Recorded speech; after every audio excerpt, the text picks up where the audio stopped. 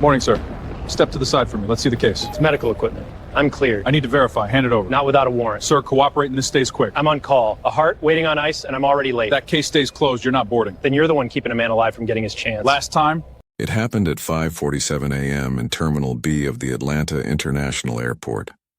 Dr. Marcus Ellison had just finished a 14-hour surgical shift, carrying a small black case, the kind that holds the instruments that save lives. To Officer Brent Keller, it looked like something else. Something dangerous. The body cam footage begins with a demand. "Sir, what's in the bag?" The next 3 minutes would unravel a man's dignity, his career, and the reputation of an entire department.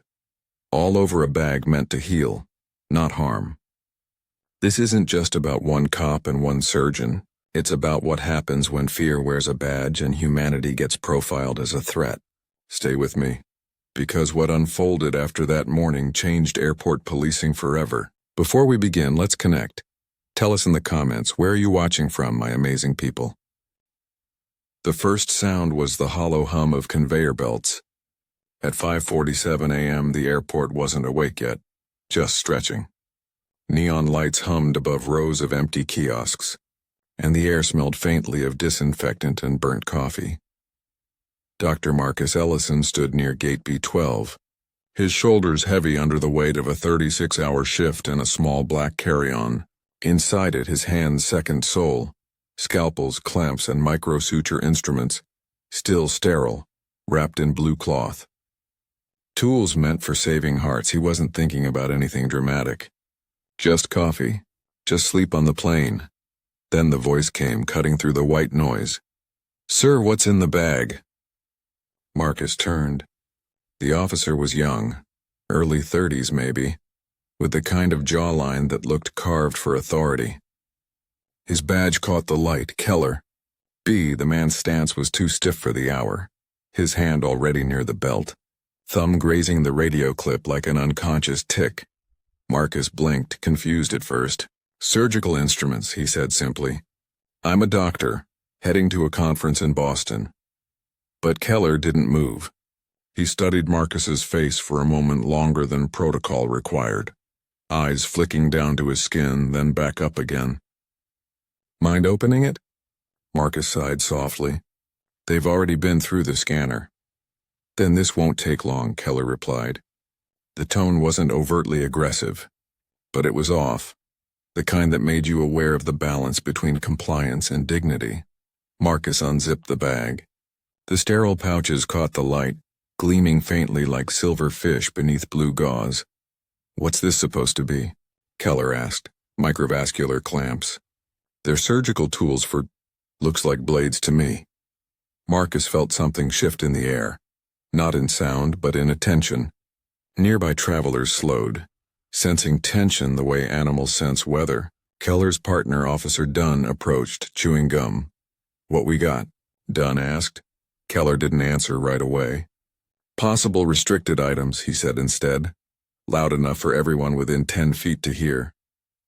Marcus exhaled, choosing calm over pride. "Sir, these are medical-grade devices. They're not restricted under TSA Code 1540-111. I transport them frequently for training." That line, precise, factual, professional, should have ended the exchange. But Keller wasn't interested in policy. His jaw tightened. "I'll decide that," he said. The bag was pulled aside. Marcus watched as Keller's gloved hands prodded the sterile wraps, unsealing one, contaminating it instantly. The faint hiss of air escaping the plastic sounded like something sacred being broken. "You just compromised sterile packaging," Marcus said, quieter now. "Those instruments are worth more than my flight." Keller smirked. "You saying you can't afford another set, doctor?" The word doctor was said like a dare. A pause. The conveyor kept moving. Somewhere a loudspeaker announced a delayed flight to Denver. But in that corner of the terminal, the silence between two men filled the space with something denser. History, suspicion, pride. Marcus met his gaze. "I'm saying respect goes both ways." Dunn shifted uneasily. "Keller, maybe we just—" "Protocol says detain until verification," Keller cut in. We're doing this right, he keyed his radio. Control. We've got an individual claiming to be medical personnel. Need verification on credentials. Possible possession of sharp metallic tools. Marcus's patience cracked just slightly. Claiming? He repeated. My hospital ID is right there. Emory Medical Center. Call the number. Keller didn't. Instead, he motioned toward a metal bench. Sir, have a seat. The crowd's murmurs swelled. A woman filming on her phone whispered, This is crazy. Marcus sat. Not because he wanted to, because he understood the math. Every second of defiance was another layer of danger. Years in trauma wards had taught him restraint. How to keep his voice low even when his heart screamed otherwise. Still, when Keller snapped, Hands where I can see them. Something inside Marcus coiled tight. He looked down at his palms. Hands that had rebuilt arteries, restarted hearts, and now resting on his knees like he was the threat. Officer, he said finally, steady, clinical. You're escalating a situation that doesn't need escalation. Keller's reply was pure instinct. Then cooperate. For a long second, neither moved. A TSA supervisor approached, gray-haired, clearly tired, glancing between them with the weight of experience. What's going on here? She asked. Keller didn't hesitate. Possible Code 49. Concealment of sharp objects, subject refusing compliance. That was the lie that would later echo through every courtroom, every headline, every sleepless night. Marcus didn't argue. He just stared, not at Keller but through him, as if seeing the entire machinery behind the man, the policy gaps, the training failures, the unspoken bias that turned logic into suspicion. He spoke softly. I'm not your threat. I'm your mirror. For a heartbeat, Keller froze, something flickering in his expression, a brief uncertainty. But it vanished as fast as it came. Bag stays here, Keller said. You're coming with us. Marcus rose slowly. Around them, the airport resumed its rhythm. Belts turning, coffee grinding, planes roaring somewhere far away. But for him, the sound had changed. Every echo of the wheels on tile now felt like a gavel. As they led him down the sterile corridor toward the security office, Marcus glanced back once at the conveyor belt. His bag, the one filled with instruments meant to save lives, and was still there, left open, sterile wrappings undone, light reflecting off the blades. And for the first time in his life, he wondered if something as clean as medicine could ever stay untouched by suspicion. The fluorescent hallway felt colder than the terminal. Each step echoed like an accusation. Keller walked half a pace ahead, hand near his holster, as if escorting a man who might suddenly turn dangerous. Marcus kept his eyes forward. He could feel every glance from passing staff, the quiet, collective judgment that stung more than the officer's suspicion. Inside the holding room, the walls were blank except for a laminated TSA procedural chart and a buzzing CCTV camera in the corner. Keller motioned for Marcus to sit. Dunn lingered by the door, clearly uneasy now. What's your full name again? Keller asked, pen scratching against the clipboard. Dr. Marcus Ellison, he replied evenly. MD Emory Medical. Occupation? I just told you. Keller looked up slowly, studying his tone. You're real calm for someone being questioned, Doctor. Marcus gave a faint smile, one that didn't reach his eyes. I've spent most of my life trying to keep people alive in chaos. This doesn't qualify. For the first time, Dunn's expression softened, but Keller's didn't. He reached for the case again, flipping open another sterile wrap despite Marcus's quiet protest. The sound of tearing plastic felt like a violation of something sacred. Not just procedure, but respect. These could be weapons, Keller muttered. They're heart clamps, Marcus said. They close blood vessels. Not people. The silence after that hung heavy. Even Dunn looked away. When the TSA supervisor entered a few minutes later, Marcus thought the ordeal might finally end. She scanned his credentials, typed a few things into the system, and frowned. Officer Keller, she said carefully. Dr. Ellison's ID is valid. He's listed under the hospital's federal surgical program. Keller hesitated, then muttered, "We'll confirm with the department directly." Her eyes narrowed. "You're wasting resources. Release him." But Keller didn't. He doubled down, insisting on full verification. Somewhere in the back of his mind, Marcus realized this wasn't about suspicion anymore. It was about control. When they finally let him go, nearly 2 hours later, the sun had risen.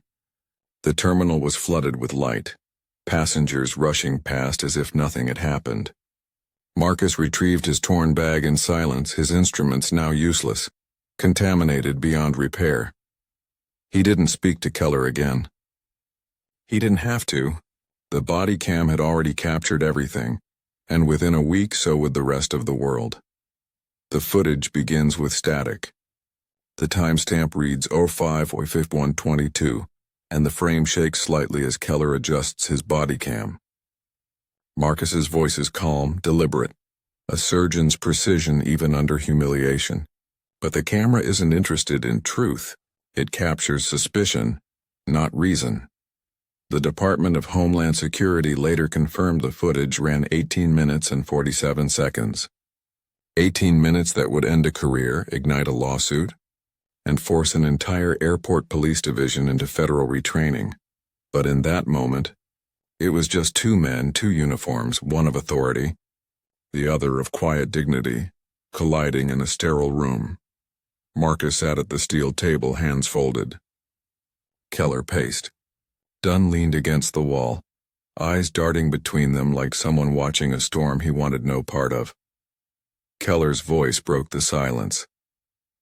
"You know what's funny, Doc? Every guy says he's got credentials. Half of them print fake ones online." Marcus looked up slowly. "You think a fake ID gets me into an OR?" Keller didn't answer.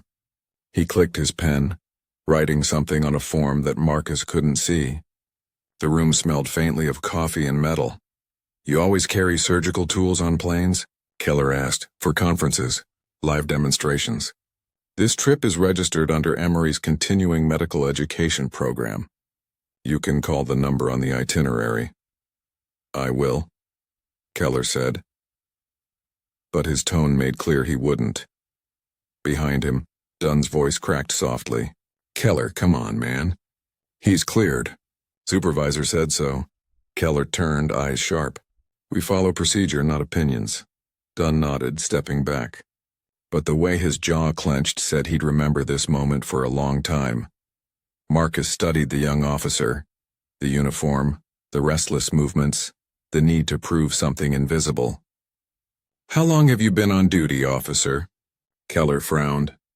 "What's that got to do with anything?" "Because fatigue can blur judgment. I know what it looks like. I've worked 30-hour shifts where you start seeing enemies instead of patients." That line should have softened something. It didn't. It landed like an insult. Keller took a slow step forward. "You think you understand my job? I think you're trying to control what you can't explain." The air shifted. Even Dunn looked up. The tension was no longer about a bag. It was about power. Who had it, who didn't, and who refused to pretend anymore. Keller's voice dropped lower, colder. "People like you think rules don't apply when you've got letters after your name." Marcus blinked. "People like me?" "Yeah. The ones who walk in here thinking they're above the law." The silence that followed wasn't empty. It was dense, charged with the history of every man who'd ever been told to stay quiet and compliant. Marcus spoke slowly, deliberately. "Officer Keller, I've worked on men who wore badges, firefighters, police, military. I've seen the same arteries, the same bones. The heart doesn't change because of a uniform." Keller froze, pen still in his hand. Something flickered. Shame, maybe, or confusion, but he buried it fast. "That's not how this works." "No," Marcus said quietly. "That's exactly the problem." At that precise second, the door opened again. The TSA supervisor re-entered, holding a printout from Emory's security department. "Verification complete," she said curtly. "Dr. Marcus Ellison. Cardiovascular surgery. Clearance level 3. Dunn exhaled, whispering, "Told you." But Keller didn't move. He stood motionless, staring at the paper like it betrayed him personally. For a moment, nobody spoke. The body cam caught it all, the stillness before collapse. The moment a man realized the system he trusted had just turned him into its cautionary tale, Keller finally exhaled, a sharp breath that sounded more like defeat than relief. He took the paper from the supervisor, glancing at the seal of Emory University, the embossed signature at the bottom. It was irrefutable. His authority had just hit a wall made of fact. "Guess we're done here," Marcus said quietly. He didn't move to stand, not yet.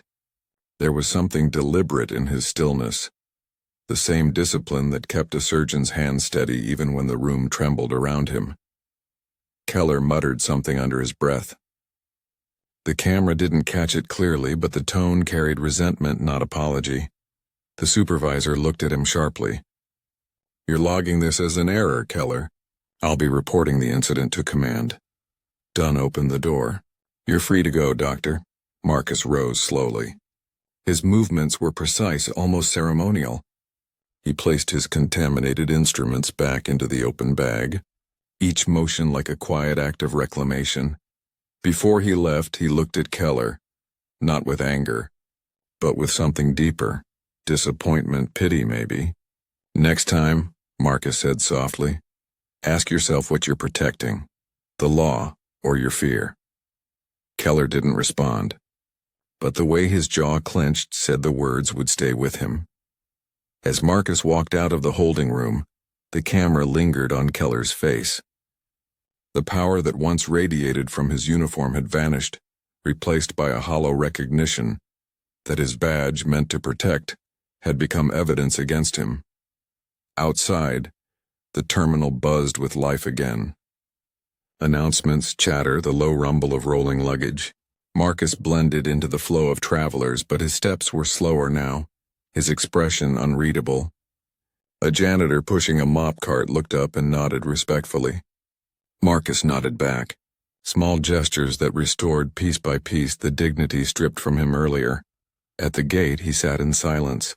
He didn't open his laptop, didn't check his phone. The world outside the glass, runways stretching into the distance, looked both infinite and confining. His phone vibrated once. A message from a nurse at Emory. Saw the video. "Are you okay?" Marcus stared at it for a long moment before replying. "Not yet." He turned off the phone and looked out toward the runway lights fading in the dawn.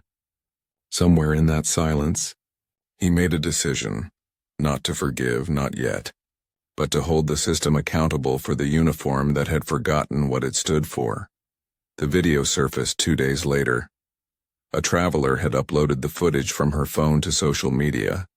A shaky, grainy clip showing Dr. Marcus Ellison seated under harsh fluorescent light, hands visible, voice calm, posture controlled. While a uniformed officer questioned him with thinly veiled hostility, the caption read, "Black doctor detained at Atlanta airport for carrying surgical tools. This is America." By noon, it had over 4.2 million views. Every few seconds, comments poured in. Disbelief, outrage, denial. He told them he was a surgeon. Racial profiling, plain and simple. Why do we keep doing this? But for Marcus, there was no internet. Not that week. Not after what had happened. He shut everything off. No TV, no phone notifications, no news feeds. The only screen he allowed was the one in the operating room, glowing with the steady pulse of someone else's heartbeat. He buried himself in work. Surgery after surgery. The quiet rhythm of the scalpel replaced the noise of public fury. His colleagues at Emory moved around him cautiously, offering small kindnesses, a coffee left on his desk, a nod in the hallway, a silence heavy with shared shame. No one said, "I'm sorry." They didn't have to. One night, nearly 3 weeks after the incident, Marcus walked out of the hospital past midnight. The city was still wet from rain. Streetlights reflected off the pavement like broken glass. He stood there for a long time, watching his own reflection ripple in a puddle. He wasn't angry. Not anymore.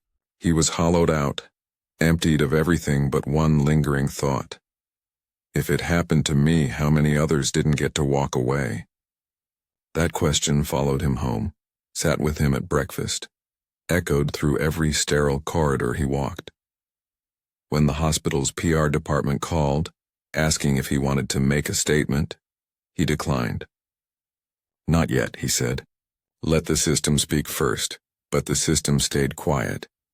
Keller hadn't been suspended. The airport police department issued a generic statement citing ongoing internal review. Reporters wanted interviews. Marcus refused them all. His restraint only made the story spread faster. By week 4, protesters began gathering outside the terminal. Signs read, a surgeon, not a suspect. Dignity isn't a threat. We see you, Dr. Ellison. From his office window, Marcus watched footage of the demonstrations, the chants echoing faintly through his phone speakers. Something inside him began to shift, not from rage but responsibility. He'd spent his life fixing hearts. But this wound wasn't just his. It was collective. It was systemic. That evening, his daughter Maya sat beside him at the kitchen table. She was 7, all curiosity and innocence. The news was on mute, replaying the airport clip. "Daddy?" she asked, eyes wide. "Why did they think you were bad?" Marcus couldn't answer right away. The silence that followed was heavier than anything in that interrogation room. Finally, he said, "Sometimes people don't see what's in front of them. They see what they've been taught to fear." She frowned. "But you help people." "I try to," he said softly. "And now I need to help in a different way." That night, he opened his laptop for the first time since the incident. There were hundreds of unread messages. Reporters, civil rights attorneys, advocacy groups. But one stood out, from Rachel Mendez, Civil Rights Division, ACLU subject. "We saw the footage. We'd like to talk." Marcus stared at the email for a long while, then clicked reply. His silence was over. They met in a quiet office downtown. Glass walls, a soft hum of traffic outside. The kind of space where serious things begin quietly. Rachel Mendez was in her late 30s, sharp-eyed, calm-voiced. She didn't start with legal jargon or sympathy. She started with a simple question. "Dr. Ellison, what do you want?" Marcus took a long breath. "Accountability," he said. "Not just for me. For the policy that made this possible." Rachel nodded. "Then we'll need more than an apology. We'll need evidence." She slid a small hard drive across the table. Keller's bodycam footage. "We've already filed for discovery. The video is now public record. Once we authenticate timestamps and chain of command, we can file under federal civil rights violations. Title 42, Section 1983. Marcus nodded slowly, absorbing every word. "That's what? The same statute used in police misconduct suits?" "Exactly. It's rare against airport police, but the precedent exists. And your case has clarity. 0 physical threat, verifiable credentials, documented bias indicators." He smiled faintly. "You sound certain." "I am," she said. "But we'll need you to testify truthfully, no restraint, no diplomacy." Marcus's gaze lowered. "That's the hardest part." Rachel leaned forward. "You've spent your life saving lives, Doctor. This time, you might be saving a system that doesn't even know it's sick." The words lingered. They felt heavier than legal counsel, like something closer to a calling. That night, Marcus sat alone in his study. The city lights flickered across framed diplomas and surgical photos, reminders of every patient he'd ever helped, every life measured in heartbeats, not headlines. He replayed the footage again. Keller's voice, the tone, the broke. He paused it at one frame. His own hands on his knees, palms open. Hands meant to heal, mistaken for danger. He whispered to the empty room. No more silence. The next morning, the lawsuit was filed. Ellison v. Hartsfield-Jackson Airport Police Department, Keller et al. It wasn't revenge. It was reclamation and of dignity, of truth, of narrative. And as the story made its way into the national conversation, the silence that once protected authority began to break, not with noise, but with precision, just like surgery. The courthouse smelled faintly of old wood and coffee, that distinct mixture of law and fatigue. It was mid-September, 3 months after the incident, and the federal case of Ellison versus Hartsfield-Jackson Airport Police Department had drawn more attention than anyone expected. Reporters lined the marble steps outside. Their microphones pointed toward the doors like weapons of truth. Inside, the air was still, humming with quiet tension. Dr. Marcus Ellison arrived early. No entourage, no grand entrance. Just him, a navy suit, and a calm that came from years of steady hands under pressure. To him, this wasn't theater. It was anatomy, the dissection of a system. At the defense table sat Officer Brent Keller, his face pale under the courtroom's yellow lights. No sunglasses now, no badge, just a suit that didn't quite fit. He kept glancing at the camera crews outside the windows, jaw flexing with every flashbulb. The presiding judge, Hannah Margaret Rowe, entered at 9:00 sharp. She was known for her composure and intolerance for theatrics, a reputation earned after years of federal oversight cases. "Dr. Ellison," she said, her tone firm yet respectful, "you may begin your testimony." Marcus rose. The courtroom quieted. Even Keller stopped breathing for a second. "I am a cardiovascular surgeon," Marcus began, his voice calm, deliberate. "I've performed more than 2,000 procedures in the past 15 years. I save people's lives for a living. But on June 4th, 5:47 a.m., I was treated as if I didn't deserve to exist." He described the events clinically, times, words, actions, every detail precise. No anger, no embellishment, just the facts laid bare like an open incision. The court stenographer's keys clicked rhythmically, as if marking the heartbeat of truth.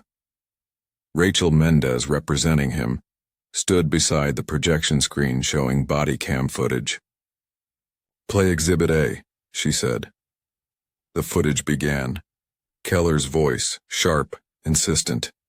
"Sir, what's in the bag?" Then Marcus's calm reply, "Surgical instruments." The room watched in silence. At minute 3, Keller's tone hardened.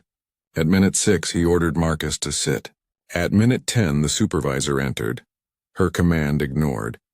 By minute 17, Marcus was still seated, silent, while Keller called for backup that never came. When the video ended, the judge leaned back, eyes unreadable. "Ms. Mendez," she said, "continue." Rachel's voice was clear. "Dr. Ellison, what effect did this incident have on you?" Marcus hesitated for a moment, not for effect, but for weight. "It made me understand something I'd always tried to deny," he said softly. "That education, professionalism, even service, they don't insulate you from being misjudged. They just make the humiliation quieter." The line struck the courtroom like a tuning fork. Even Keller's attorney looked down. Rachel nodded gently. "And what do you want from this case?" Marcus looked toward Keller, then the jury. "Accountability, not vengeance. I want the system to see what happens when authority forgets empathy." When Rachel finished, Keller's defense attorney rose. "Dr. Ellison, are you aware that airport police face constant threats, from smugglers, from violent passengers, from—" Marcus interrupted softly. "I am aware. I've treated them. I've operated on their wounds." The courtroom fell silent again. The judge's gavel tapped once, not for order, but acknowledgement. In that instant it was clear. This wasn't a trial about a bag. It was a trial about sight. What people see when they look at someone like Marcus and what they refuse to. By the third day of trial, the story had consumed the nation. News anchors debated bias training, procedural oversight, and accountability in law enforcement. Morning shows played the footage on repeat. The sterile room, the clipped voices, the calm defiance. Commentators called it the case that forced America to watch itself. In court, the defense tried to pivot. Keller's attorney argued that his client had acted in accordance with perceived threat indicators. He cited TSA Code 4912, the clause that allows officers to detain any passenger under suspicion of carrying potentially hazardous tools. Rachel Mendez stood and responded with surgical precision. Perceived threat indicators, she said, do not include skin color, exhaustion, or a man's confidence in his own identity. She then displayed internal emails obtained through discovery, Keller's training logs, incident reports, and a memo revealing that airport police had never undergone implicit bias or procedural de-escalation training. Despite federal funding allocated for it, the courtroom murmured. The judge's eyes narrowed. This case, Rachel said, turning to the jury, isn't about one bad officer. It's about a good man who walked into a system that forgot its purpose, and a system that punished him for it. When Keller finally took the stand, his voice trembled. He spoke of long shifts, stress, and fear. I didn't mean for it to go that far, he said quietly. I just didn't think. Rachel's tone softened. And that's exactly the point, officer. You didn't think, but he had to. The jury deliberated for 7 hours. At 8:13 p.m., the verdict came down. Liability established. Damages awarded, $12 million. Federal injunction. Mandatory bias and accountability retraining for all airport law enforcement personnel nationwide. Keller closed his eyes. Marcus didn't. He just sat still, the same composure he'd carried in the terminal months ago. When reporters shouted questions as he exited the courthouse, Marcus gave only one statement. Justice isn't about punishment. It's about memory. Because if we don't remember what fear does, we'll keep mistaking it for safety. That line would replay across networks for days. But to Marcus, it wasn't poetry. It was diagnosis, and every broken system begins with one. Autumn came quietly to Atlanta. The leaves along Peachtree Street turned rust gold, and for the first time in months the air felt lighter. But for Dr. Marcus Ellison, silence carried a different weight now. Not absence, but consequence. The lawsuit had changed everything. The federal mandate for bias and accountability retraining rolled out nationwide within 6 weeks. Airports in Denver, Chicago, and Los Angeles adopted new screening protocols requiring officers to verify credentials before detainment. Keller's name became shorthand in legal briefings. A Keller clause, lawyers called it, meaning the line between vigilance and prejudice. And Keller himself? He resigned quietly. No press conference, no statement. One morning he handed in his badge, signed a non-disclosure agreement, and walked out of the precinct alone. A local reporter caught a glimpse of him leaving the parking lot, a single box of belongings in his arms, eyes hidden behind sunglasses. When asked later why he didn't fight to keep his job, Keller told a journalist off record, because for once, I had to see myself the way he did. Marcus, meanwhile, returned to work. His first surgery after the trial was a bypass procedure. A middle-aged man with a failing heart unconscious on the table. The rhythmic beeping filled the room like prayer. For the first time since the incident, Marcus felt his hands steady again, his breathing align with the pulse on the monitor. He wasn't thinking about the courtroom or the cameras. He was thinking about how fragile the human body is, how a single obstruction can change everything. When the surgery ended successfully, he stood in the sterile quiet, staring at the gloved hands that had once been treated like weapons. That night, he walked through the empty halls of Emory, past bulletin boards now filled with clippings of the case. Dr. Wynn's historic ruling against airport police. Bias training now federal standard. Healing the system. But Marcus didn't linger on the headlines. He stopped instead at a patient's door, a young man recovering from a cardiac arrest. The patient stirred, whispering, "You're him, aren't you?" "The doctor from the video?" Marcus smiled faintly. "I'm the doctor from your chart. he said. The man laughed weakly. You fixed me. Marcus adjusted the IV line, his tone soft. That's the idea. For a moment the room was silent again, the kind of silence that heals, not hides. Outside the hospital, reporters still camped for sound bites. Politicians debated reform and social media buzzed with hashtags about justice and race. But Marcus stayed distant. He'd come to understand something the rest of the world hadn't yet. That accountability isn't an ending. It's a beginning. A slow, fragile recovery process like the human heart learning to beat again after trauma. He knew healing required repetition, not in scalpel strokes but in systems, in laws, in hearts. When asked later why he didn't seek further damages, Marcus's answer was simple. Because what I wanted was correction, not compensation. And for once that sentence didn't sound idealistic. It sounded human. A month later, Marcus found himself back at Terminal B, the same concourse where it had all begun. He wasn't flying anywhere this time. He'd been invited by the Department of Transportation to observe the first implementation of the new Ellison protocol, a training module designed to prevent unlawful detainment and profiling during airport screenings. He stood quietly at the edge of the training floor, watching a young officer practice an encounter scenario with an actor posing as a passenger. The difference was subtle but profound. Tone, posture, eye contact. Every word began with verification, not suspicion. Good morning, sir. May I confirm your credentials? Simple. Human. Correct. The instructor noticed Marcus standing nearby and nodded respectfully.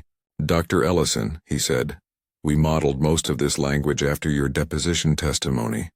Marcus smiled faintly. Then make sure it outlives me. Afterward, he walked the length of the terminal. The same light poured through the same windows, but everything felt different now. Not redeemed, not repaired, but recalibrated. The hum of announcements, the shuffle of luggage, even the distant chatter of travelers, all of it carried a fragile sense of order.